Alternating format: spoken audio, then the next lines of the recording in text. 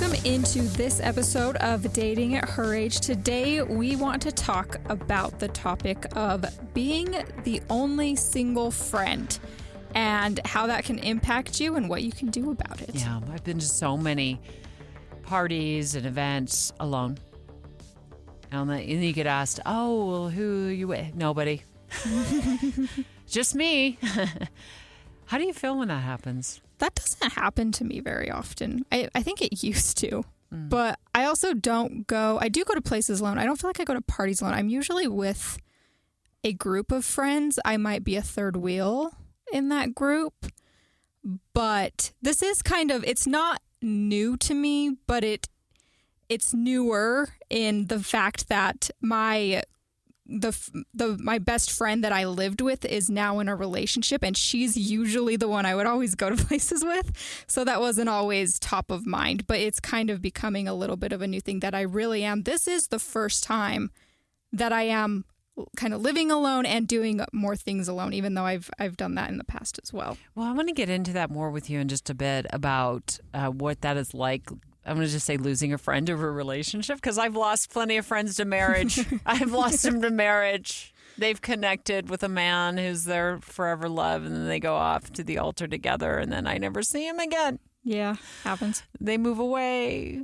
They move in together, and then I just don't see him again. So that's a hard part about dating, in some ways. Or I should say that's more like the hard part about never finding a companion and always being the single one. Mm-hmm. So I've really learned to embrace my singlehood over the last several years of being single, but just being in and out of dating relationships that never seem to really take off. And what I've tried to do, and I've talked about this in a previous episode, is intentionally go to events by myself. Yeah. So I feel more comfortable when I'm there alone. And I think part of that goes back to, being married for 21 years. When you're married, you always have this built-in, you have to go partner. Yeah. They always have to go with you. You don't have to think that through. It's just like, hey, I've got an event this Saturday night, and we're going. And it was the same for him. So we just had this built-in partnership where we always had to show up for each other. But being single, I don't have that. Now, I have some tickets coming up here to a hockey game. Utah just got this new hockey team, and I'm really excited to go. And I got 2 tickets. And we were talking about this, I think recently on the Dave and Janovic show. During one of the segments, we were talking about the hockey team and how exciting it is and electric it is to have. But everybody's excited to have a hockey team in Utah. And I said out loud, I have 2 tickets and I got to find a +1. I like hockey. But yeah, no, I get You'll be that. my date. I literally will. Depends on what I got going on that night, but I like hockey. I think it would be fun. So, you want to go to a hockey game? Well, yeah. You saw my +1 problem. But you let me know. I don't know. You can. I get that. And you of course welcome to go. I would be okay going by myself. And I would be too. I get that, but it is always, that can get old. I'm still, like I said, my default person, that sounds bad, not just default, like I wanted to go with her, but she's the person I lived with. So when something impulsive would come up, like a random concert we wanted to run to, or we want to go see this movie and we decide to the night of, I would just go with her, and it's by default. And actually, I caught myself doing this the other night because I was looking at tickets to Sabrina Carpenter because she's coming to Utah, and I was like, oh, I wonder if Kenzie wants, and I was like, oh. She's in a different state. That's just an adjustment that I'm making because that really was kind of it was just the thing that we always did. So I really am just doing this kind of for the first time, even though I don't know if it's always been the case because there's times where she wouldn't be able to do things. But it's not like I'm abandoned and left alone with absolutely nobody here. I have more friends than she does out there. So she's probably struggling with this a little bit more, even though she has her person out there. But I have friends that I can do that with, but it's just it's just different. When you see couples together in public and you're there alone, what are your thoughts? Are they being annoyingly cute together, I guess is the question. Because I wonder if you ever ask yourself, why not me? I I think I used to do that, but I don't necessarily ever feel that way anymore unless it's a wedding where I'm sitting and watching everybody dance and be in love and cute. That's different than just being out in public at any sort of event. I'm totally fine being by myself. But when it's obvious that you're single, which is what weddings can do, or things like that, that's when I start to feel those emotions. And I'm like, all right. And that's, I like recording the weddings because I have a task. I have something to do. So I think it's important to acknowledge, like, if you feel those moments that, I really feel like I'm super alone right now. I was walking out of an Ulta a couple of weeks ago after I bought some lip gloss for $5. And of course, I've already lost it. So I got to go back and find where lip gloss. But I'm walking out of this Ulta and this really cute couple, probably in their 20s. That's another thing. I always size people up. Like, how old are they? They could be my kids. They're so young. And they're so in love. And they were so cute. And he was so special to her. And I'd seen him in the store together and so supportive of whatever she wanted to sample. And That's she great. Loved That's it. goals. I know, goals. And they're leaving together and they're holding hands and he's holding the door for her and I see him walking to the car together and they're just so in love. And I want to acknowledge, like, sometimes, sure, I'm super happy for them. Mm-hmm. I was thinking, well, when is my special someone going to come along? Yeah. And I don't want to ignore that. It's like, Yeah. what do I go to events and I'm there by myself and people will often ask me, like, oh, are you seeing anybody? And I've come up with this really great exit strategy. When people start asking me about my dating life, I will develop the need to use the bathroom. Like, it's just, and it's super polite. Oh, hold that thought. I'll be right back. I got to escape to the bathroom for a few minutes. And then I hope and pray there's like a long line in the bathroom. And usually by then they've gone on to something else. So I don't need to address it. But I do find myself trying to avoid the why are you still single or acknowledging that I'm still single when I'm in public. But also, like, loving the fact when people are in an incredible relationship and it's blatantly obvious they're completely in love, but then feeling this tinge of, oh, I wonder if my special someone is still out there for me. Yeah. And I think that people probably just need different conversation starters, to be honest, because I've never liked that. Like, oh, who are you dating? What are you doing? And honestly, it never really was a big problem for me. I think it was for a minute that kept happening and then it stopped because everyone just knew. Like, just, it doesn't matter. There's not going to be a new answer there. And I think it's coming up a little bit more now that we have this podcast because I'm talking about dating. And it's not my favorite topic because it's just like, I don't know. I'm just kind of, hanging out. But why don't you ask me about the accomplishments I have in my life and stuff like that? So I don't know. It's obviously a big elephant in the room sometimes, but I think that it doesn't have to be. But it's just knowing those emotions. But it's not that you're any less. But it's still valid that you feel that way because I get that. So when you see somebody at an event, they're clearly in love. You don't have that same emotion that I have. Is like, oh, what about? Not always. I shouldn't say that because I know exactly what you're feeling. I don't know if, like, in Ulta, if I'm feeling that, I'm just like, oh, fun. She's going to get all the things she needs. And I'd be like, I wish I had someone to buy that stuff for me, but I'm fine. I'll buy it for myself. But yeah, like, I think that it just made me think, like, why I didn't like high school dances is because I never had dates. I didn't ask anybody.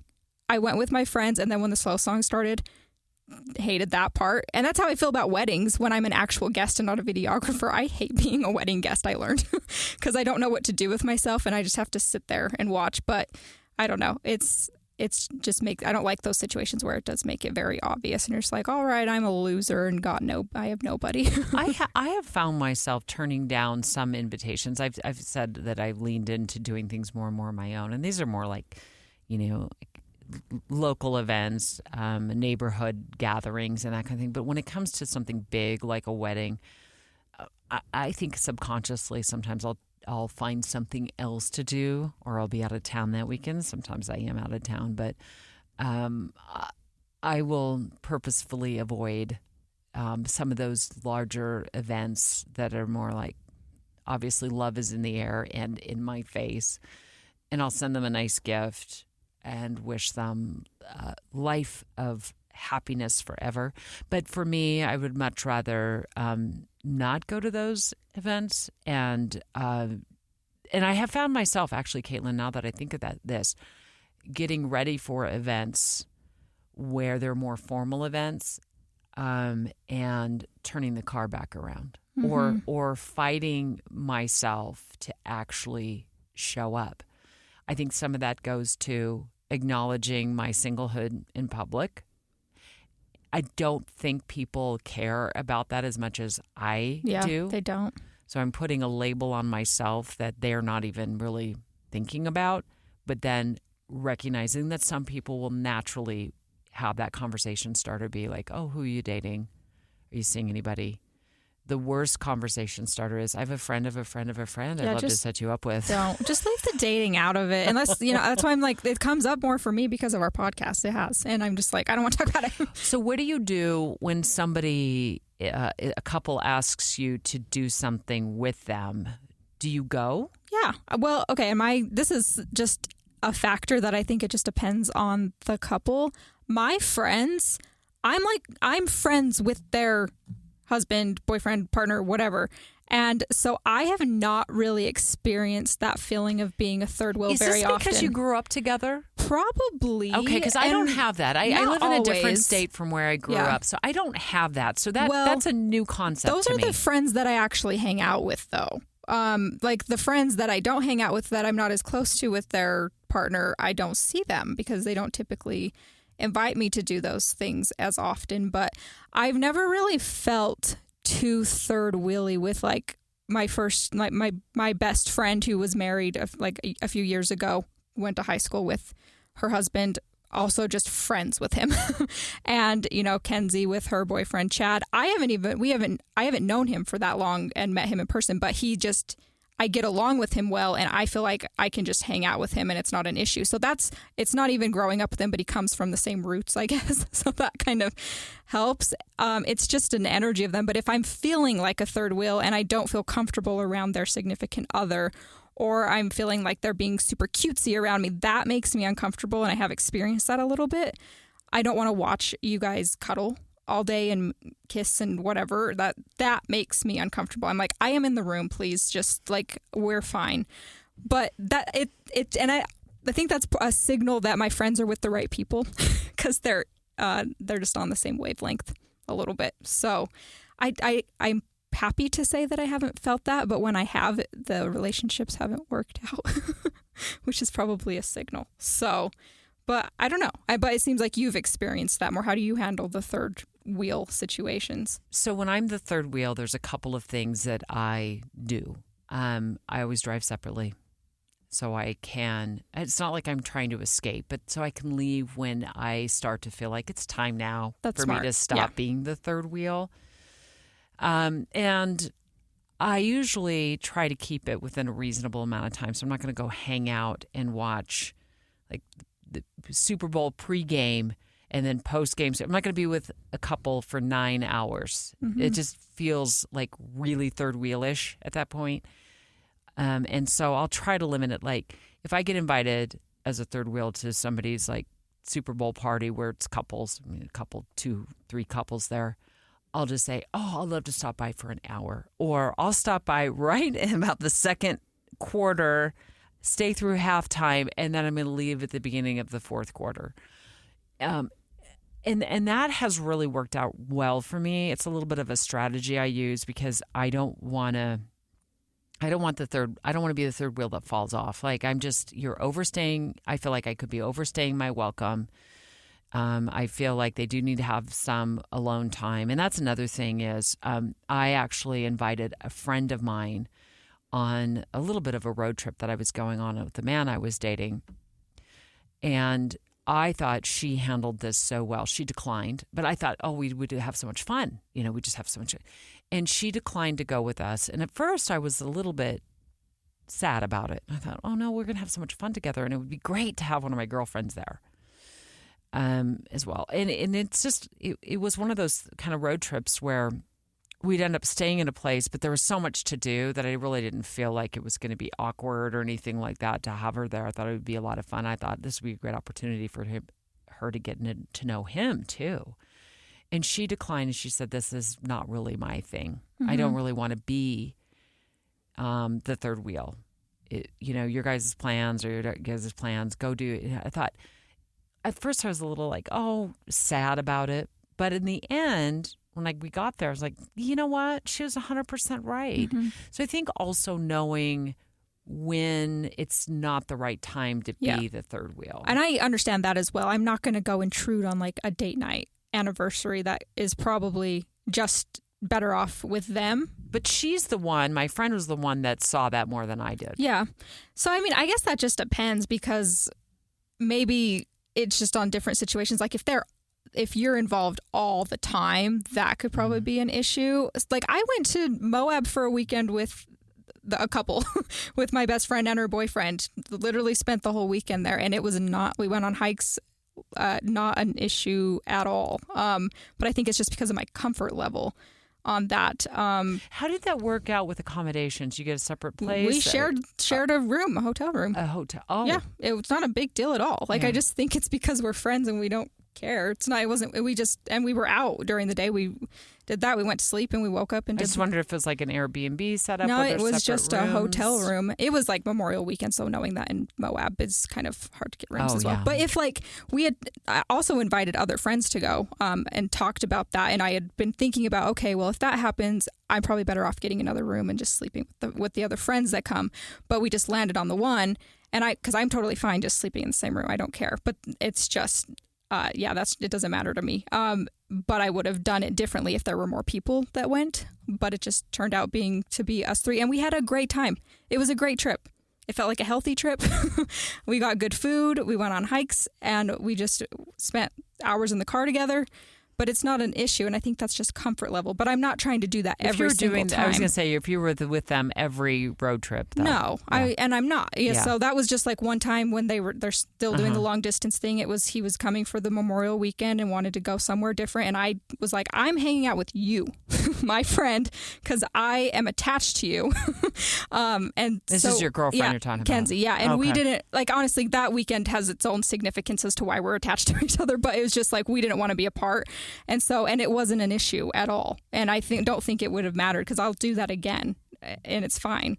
So, but they have their own alone time like before that. And then she'll go out. She went out and did the same thing the next month. So it's just, I think it's picking and choosing is important and to know when's enough. But I think it's okay every now and then. My final thought on me being the third wheel is knowing when the hints are coming in at a rapid pace that I've become more of an annoyance in their relationship than a friend.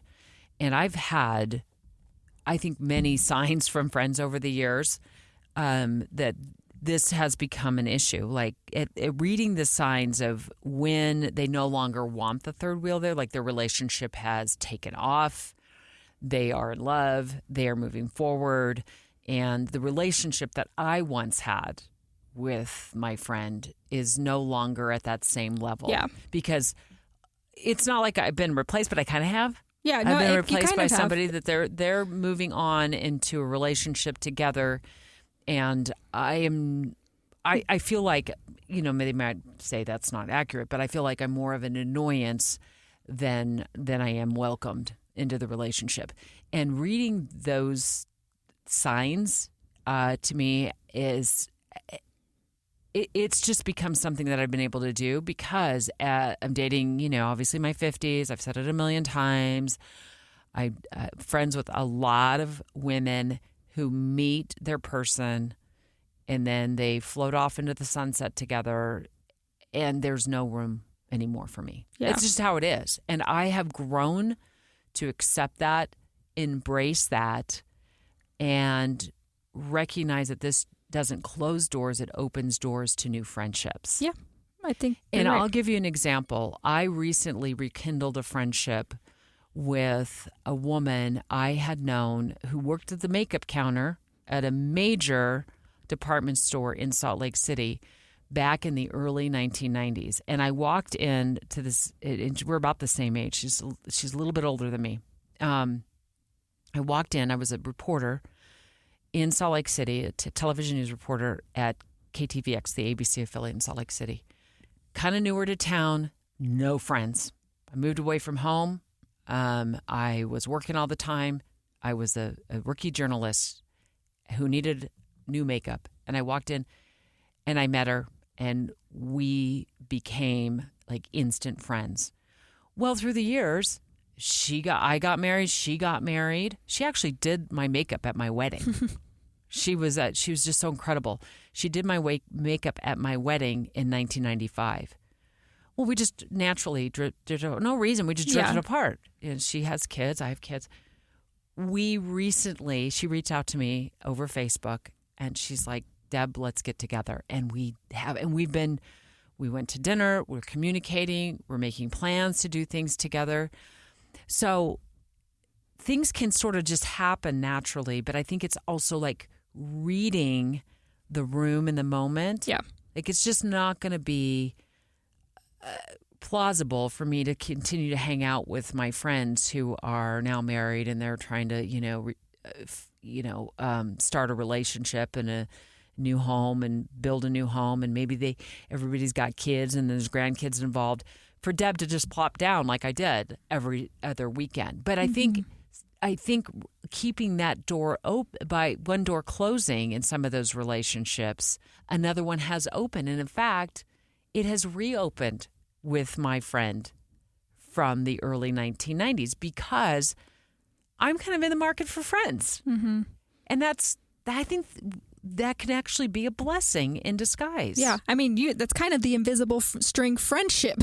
What's angle. that? The invisible string, how you guys kind of just made it back to be friends. You're talking about the Taylor Swift song. Yeah, sorry. I use those it's okay. But it just means that like you may come back around to these things that once were in your life. I still need to listen to that song. I think you have heard it. I know you've heard it. You signed it to me a few episodes ago. But it just means that you'll come back to the things that maybe meant to be in your life later on at a different point and stuff like that. So when we come back from the break, I want to talk to you in depth about what it has been like since your best friend Kenzie moved to Seattle, and like how that has been sort of letting go of that friendship for you. Welcome back to Dating at Her Age. We are talking about being the only single friend, and we want to get more into what to do when your friend kind of abandons you for a relationship in the nicest way possible. I say that. But I think this is something that, everyone can really relate to, is you have that one friend or many friends that you're very close to, and then they decide to date someone, and then you kind of don't see them as often as you used to, and how to handle that. Yeah. And I just said, I look at it from the vantage point of, I'm super happy for them. They've moved on. I have become the annoying third wheel in their relationship, and I need to back off and recognize, reading the room, and recognizing when it's time to back off has actually created new or rekindled friendships for me. So one door closes, another one opens in a good way, and I'm able to connect with other friends that maybe I've drifted apart from over the years. But for you, this has been a different journey because your best friend packed up not too long ago and moved to Seattle out of Salt Lake City. And you guys have been living together. So I'm wondering how that's going for you. We lived together for 8 years. That's a long time. And it kind of just happened that way. She's like your sister. Yeah. And this isn't my first time I've experienced a friend getting married and getting into a relationship. It happened to me with my other best friend. I think I can have multiple, more in like high school and then going off and doing that stuff. And she's married, still friends with them. Not an issue at all. But yeah, this one was just a lot different because we have always just been the single ones. It's mostly like me, her, and like one other, and now those two both are in relationships. But yeah, always the single ones. We just decided when we were 21-ish to move in together because we both wanted to do that. And we just kind of stayed there and we made it work, and it was great. And we just both never really dated. And then she decided to do that. We both were in situationships as well, kind of going through very similar things. But when she decided to start, putting herself out there for dating and things just kind of happened, I was like, all right, I knew this was going to happen eventually when we weren't going to, be together forever. But that is honestly like, and I should say, and now she has decided to move in with this person and lives in a different state. So that's a whole nother level, the different state thing. Because just moving in down the street or in a different city I think I would still be hanging out with her all the time, probably. But I just think that this is a big adjustment, and it's honestly a breakup on its own, because you're kind of having to grieve what was, even though like it's a big change. Like regardless, if it's not like they're not gone forever, they're still friends. I've talked to her like every day, not really an issue there, but you're grieving what was, and now you're moving into a new life. So can we back up for just a moment? When she packed up and left, and we've talked to Kenzie on another episode, which was about long distance dating. If you have not listened to that episode and you are interested in long distance dating, go back and listen to that, because there's some excellent tips on how to make it work. And Kenzie was part of that episode just before she was getting ready to pack up and leave for Seattle to go be with her boyfriend full time. What was that day like for you? I believe it was a Friday. Yes, because I was off that day because I had woke up at like 4:30 in the morning. You were here at work. Yeah, that day. was. I was off balance is what I mean. Because I woke up really early just to send her off and went off. It was a really hard day, but I think it was hard because just leading up to it, I was just getting ready for the goodbye. And then it was like hard. I was crying all morning. She was crying. It's making me emotional thinking about it. But it's like, we're fine. And then she's gone. She's settling. I was good. Like, I had a hard day, like Saturday right after. Sunday, I immediately flew to Dallas, Texas for a side gig that I have. And my life just went into full force. And so it was a distraction that week. It is a distraction. That's actually something I think I do sometimes. That was planned. It wasn't, I knew that was happening before she even was going. It just happened to be that weekend. But yeah, it was very hard for both of us. And I think she had more of it once she got settled and had to say goodbye to her parents and stuff like that. They drove her out there. But it was just hard because it's not the same, and it's never going to be the same. And that's okay. But it's just that ripping the Band-Aid off was really hard that day. And then, but now I think, now that I'm settling back, because I think it was crazy week right after I was in full avoidance, wasn't even home, didn't notice a difference. That day when I got home from work that she left, it felt very empty, even though I've been in that my house alone like plenty of times. It was just very obvious, even though some of her stuff is still there. But then I came back.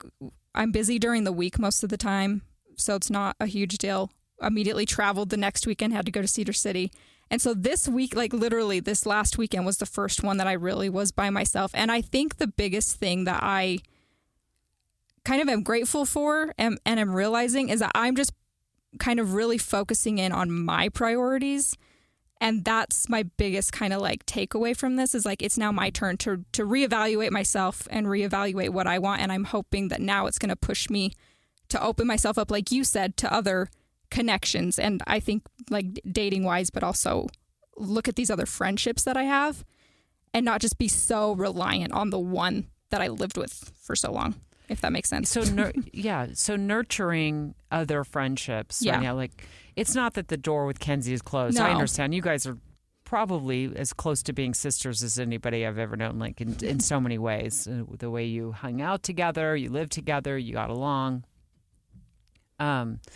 So it's not closed. It's just not possible to do things with her because she is, 1,000 miles Yeah, that's or more a away. new level of difficulty, I guess, because like I said, I think it wouldn't be that big of a difference if she lived in the same state. It probably would be different because I have a friend who's 20 minutes away and I rarely see them because of just busyness, and that's on me. But that's part of that example of wanting to make not rekindle, but revise these relationships that I need to do that. I've had friends move away, similar, and some of them have only moved away 30 minutes, and not to be the bearer of bad news, but I don't really see them that much. No, and that's my situation as well. Like I'm preoccupied with my life, and we've grown apart. It's hard. We grow apart. Yeah.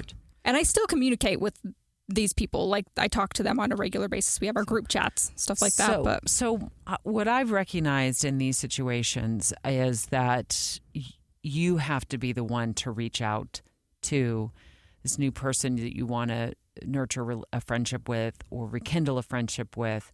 You can't rely on them to know where you're at with all of this. That's true. Yeah. That you're sitting at home alone, or that you have no plans for the weekend.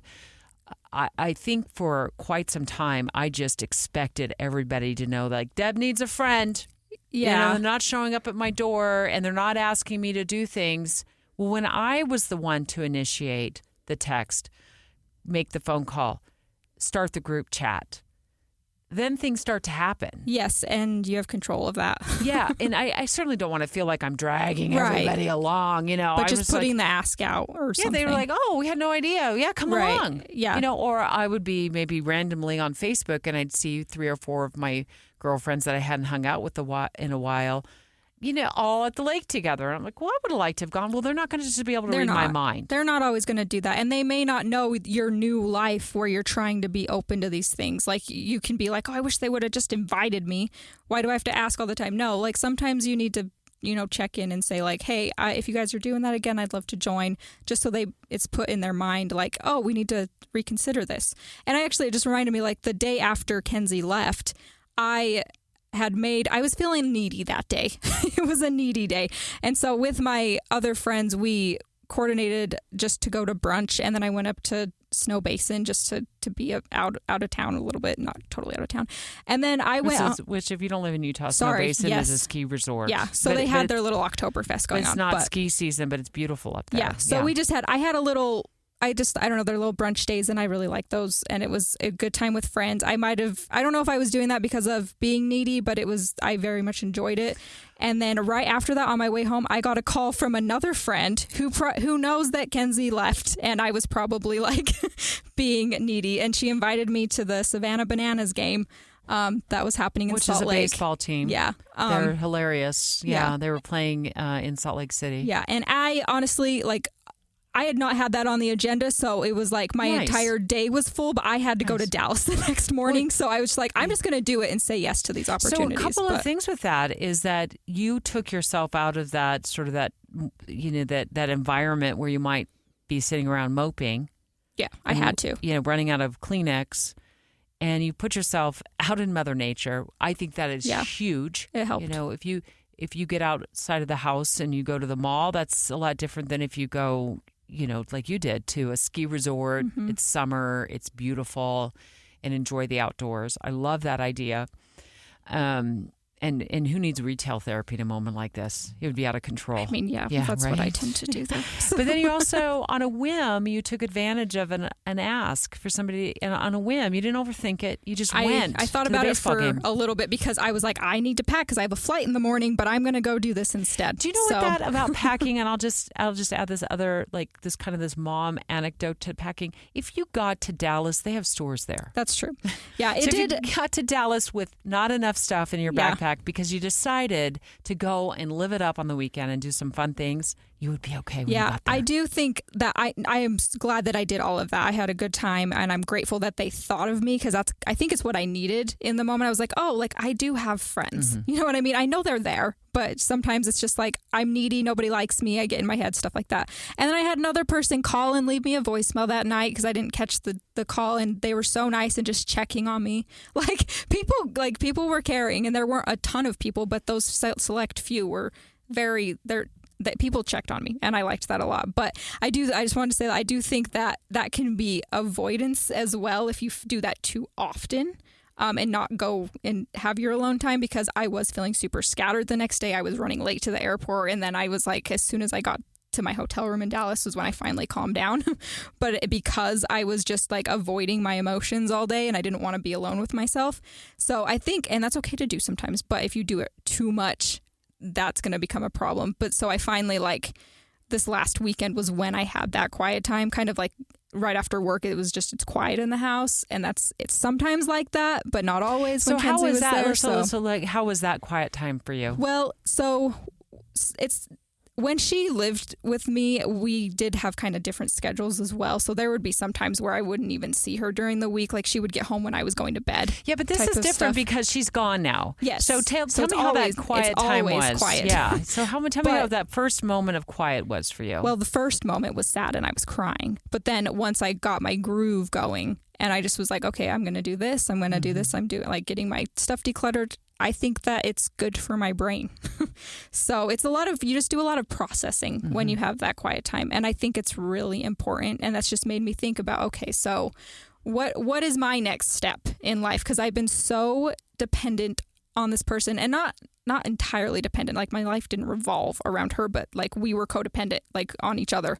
It's just like we just got used to each other. And that was what was hard about the quote unquote friend breakup, but not really just breaking up by not living together. And it's just, I don't know, I'm just kind of in a reevaluation state right now. I'm still going through it, trying to figure out what it is I want, but I feel okay. Like I feel peaceful and I feel like I'm finally getting things in order. Like my house has been a mess ever since that. And I just think that it makes me feel good to just like do that. I'm trying to watch football. Never watched football in my life. Nice. I'm finding hobbies. That is one thing. And I'm playing video games, things like that, enjoyment. So football to take up Sundays so you can learn more about the game. And then maybe you'll find, like you could find somebody that way or you can find new friends that way. I love that, Caitlyn. But this sounds a lot to me like when my kids move out of the house. Yeah. So, having been an empty nester and sometimes they fly back to the nest, Mom and Dad, just if you're listening, they fly back. I told you this too. You warned me. Because I'm one of them. I know it's only temporary. Yeah. It's honestly only temporary. And I'm down to one beautiful daughter who's living with me right now, and it's temporary. And I know exactly when this is going to be coming to an end because she's got lots of goals and she's achieving amazing things. And so by next summer, I'll be sitting with you here weeping about that. And that's okay. But this does sound like a lot of like, not only, when my best friends that I'm hanging out with get married and then I never hear from them again. Or my kids leave and they go start their own lives. And I hear from them a lot because they always need mama, which is awesome. But it feels like I come home through the door and the house has gone from being a buzz. There's always somebody there to talk to or do something with. There are times when I wake up on Saturday morning, don't come to work. I go to my Zumba class. I go do my grocery shopping if that's my plan for the day. And I realize I haven't muttered a word to anybody since I woke up this morning at 6 a.m. and it's now like 12:30. Is there anything wrong with that? No. Because I actually love those days. My nonverbal days are great. This is what it's like for you, like going from a house where Kenzie was there, sometimes her boyfriend was there. You guys have lived together for 8 years to her moving out of state. And I wanted to acknowledge that. Yeah. It sounds like what you're explaining is a lot like, you were going back like to the past and all this other. That's where I go. Like, well, in the past, this, but like now we're here, Deb. We're here now, and this is your reality you're living in. And how are you going to accommodate you and what your plans are and what your goals are? And I think the best way to look at this is exactly how you're looking at it. You are going to meet new people, embrace new things. At the last minute, you guys are going to go. Your friend's going to call you, and you guys are going to go do things together. And you're going to be able to find new friends while still staying close with Ken's. Yeah, there's no issue there. And honestly, a flight, like I was looking at flights to Seattle because I'm like, I do want to go out. Her birthday's in November, so I'm just like, there were flights for $100 the other day, and I'm just like, I almost booked one because it's not that hard to just go out there and spend a weekend. I'm welcome at any time, and that's the relationship I have with her and her boyfriend. Like, it's fine. I don't feel like I'm an annoyance. So why didn't you book the flight? Because she told me to think. Like, she said, go for it if you want, but I'm not sure exactly what my job situation is going to be, and I'm worried I might have to work on the weekend. So I was like, I was just going to give it like a week or two, and just because I am going to go out there, but I'm like, she's right. She might be working on the weekend. I don't know exactly how that's going to look. So sometimes I will wait, book the flight till or book the trip until the opportunity goes away. Yeah, I want to go out though. I almost Yeah. just thought about doing it in October instead of but it's her 30th birthday, so I'm like, I want to go fun. out there. But fun. she's right that her schedule might be different. So I don't know. I'm going to reevaluate it probably next week and just see what I want to do. But there's, I don't know. Well, maybe for one of our episodes, we can Zoom call in. You can be in Seattle and I can be in Salt Lake City, Okay. and you can be telling me how wonderful it is. I to love be Washington. back together with your best friend. I was just curious to see how things were going and how you were feeling. Yeah. One thing I wanted to point out is I think that when you have a friend, I don't want to say she abandoned me because she kind of did, but she didn't. Like she's living. I'm happy for what she's doing, and I think it's great, and she deserves all of this, and it's perfect. And I think it's just the opportunity to reevaluate, like I said. But I know others who have kind of felt the more pressure to get into a relationship when they see their friend has gotten one, and they just feel like that's the only thing they need to focus on is their next relationship and finding that person, when I think what you need to focus on is yourself and finding out what you like, who you are without this person always there. Because, I mean, you may not even know yourself. And it's for just a breakup in general if you're breaking up with a partner. But this is just like, she was my partner. She was my person. We were basically like a married couple because we just lived together for so long. And it was just by default, that we were so used to each other. But I think that it's important to just like keep yourself open to that. But you really probably need to do some self-evaluation. Yeah, I'm thinking about that when you said that. That's a great point, is take time to self-evaluate and figure out what you want to do when somebody leaves your life. And when I get dumped by friends, and that's exactly what it is, getting dumped by friends, is I have an art class that I'm going to be taking. I'm super excited about. I took up Zumba. Yeah. I changed up my exercise routine. I got more heavily into paddleboarding, which I love to do because it gets me onto the lake. I actually ran a half marathon. And it wasn't all because it was like, I'll show you. You abandoned me. I'm going to do all these things. But I naturally had more time. And you're finding your own interests, and it just takes a little bit of self-discovery. And you may be doing that with a partner, but I don't know. I literally am like 3 weeks a month into, it's about a month since she left. I'm barely into this. I told people to check on me a month or so in, because once I start like getting my to-do list checked off, because I feel overwhelmed with like cleaning my house and decluttering and stuff like that. When I actually don't have that to-do list is when you're going to need to worry about me, is when I start feeling more needy. And I'm like, okay, I need to hang out with somebody. Or I'm either going to isolate myself and overwork myself, which is what I do, because I can work until 9 o'clock at night. And so line things up for yourself then. Yeah. Which line football things up. is what I got so far. I always say you're the CEO of your life. Yeah. Line things up. Yeah. Don't wait for people to come to you. No, for sure. And have plans as another way to compensate or if you feel a void in your life, have your own plans in place. Yeah, that goes back to the romanticize your life. That's an episode we did a while ago.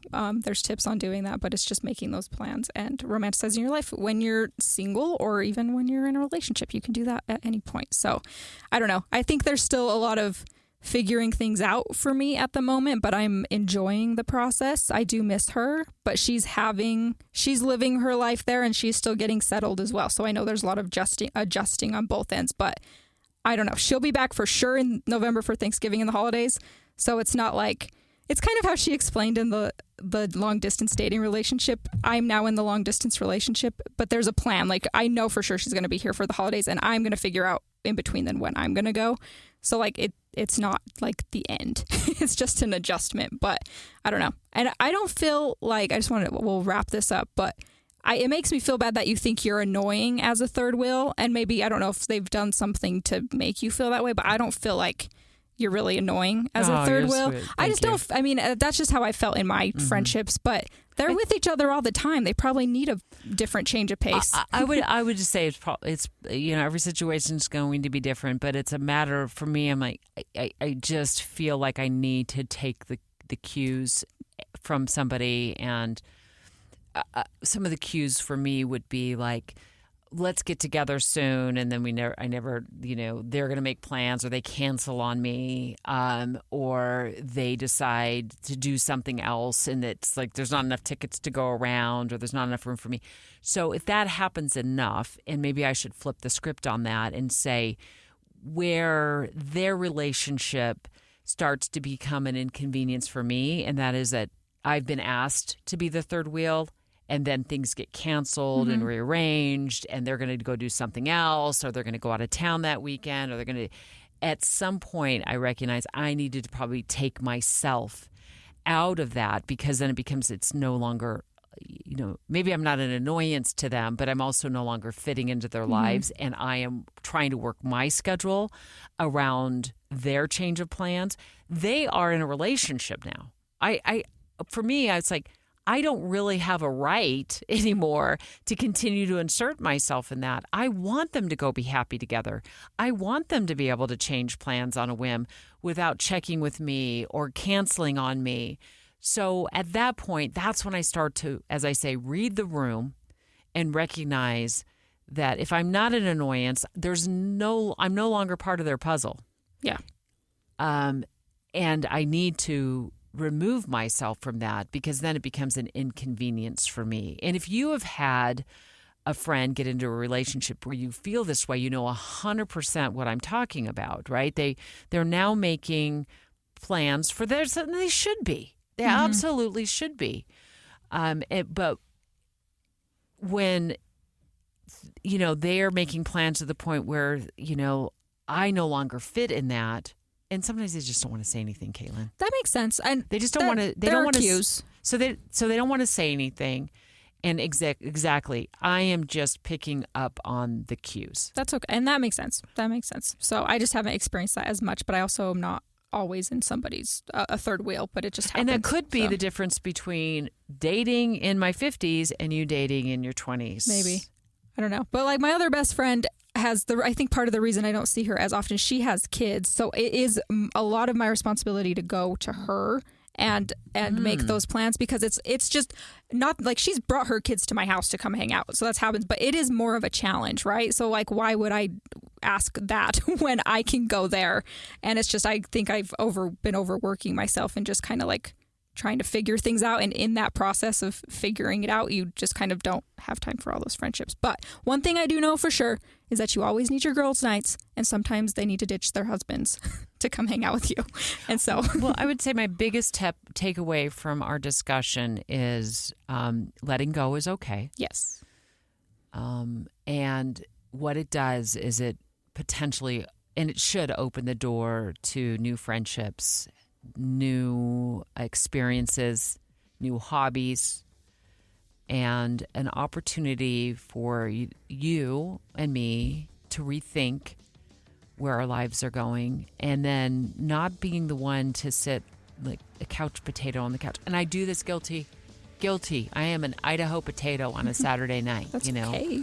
Unless you don't want it to be. Well, and taking the initiative to line things up and making it happen for us, being the CEO of our lives. Yes, you are in charge, and I think that that's where that self-reflection and that embracing that quiet time really comes in, and that's what I'm trying to take advantage of, because I'm just trying to figure it all out, and it helps when there's quiet. If you want to leave a voicemail with your crazy dating story or any sort of question or just topic we should bring up, 801-575-5599. You can give us a call there and leave us a message. That's 801-575-5599. Thanks for listening.